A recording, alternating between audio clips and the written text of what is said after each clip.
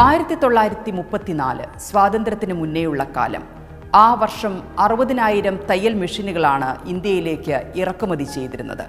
കാരണം ഇന്ത്യയിൽ തയ്യൽ മെഷീൻ പോയിട്ട് അതിൻ്റെ സൂചി പോലും നിർമ്മിക്കാൻ ആളോ അർത്ഥമോ ഇല്ലാതിരുന്ന കാലം.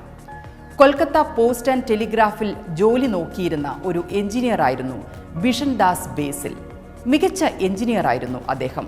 സ്റ്റാഫ് ക്വാർട്ടേഴ്സിലെ ഒരു മുറി വർക്ക്ഷോപ്പാക്കി ബേസിൽ തൻ്റെ ഇലക്ട്രിക് ഉൽപ്പന്ന പരീക്ഷണങ്ങളിലാണ്. ഇലക്ട്രിക് ഉൽപ്പന്ന നിർമ്മാണത്തിൽ ദയനീയ അവസ്ഥയിലാണ് ഇന്ത്യ. അതുകൊണ്ട് തന്നെ ആ മേഖലയിൽ സംരംഭം തുടങ്ങണമെന്ന് അദ്ദേഹം ആഗ്രഹിച്ചു. തൻ്റെ എഞ്ചിനീയറിംഗ് സ്കില്ലിൽ അദ്ദേഹം അത്രമേൽ വിശ്വസിച്ചു. കാരണം റൂർക്കി എഞ്ചിനീയറിംഗ് കോളേജ് പ്രൊഡക്റ്റായിരുന്നു ആ മനുഷ്യൻ. വിദേശ നിർമ്മിത തയ്യൽ മെഷീനുകൾ അഴിച്ച് ചവിട്ടുമ്പോൾ തയ്ക്കുന്ന ടെക്നിക് പഠിച്ചു. ഒരു വർഷം കൊണ്ട് സ്വന്തമായി ഒരു തയ്യൽ മെഷീൻ ഉണ്ടാക്കി ബിഷൻ ദാസ് ബേസിൽ. ചവിട്ടുമ്പോൾ മുകളിലേക്കും താഴേക്കും വേഗത്തിൽ ചലിക്കുന്ന സൂചി, അതിൽ കോർത്ത നൂലിനാൽ തുന്നിവരുന്ന തുണി. ഇന്ത്യയിലെ ആദ്യ എഞ്ചിനീയറിംഗ് വിസ്മയങ്ങളിൽ ഒന്ന്.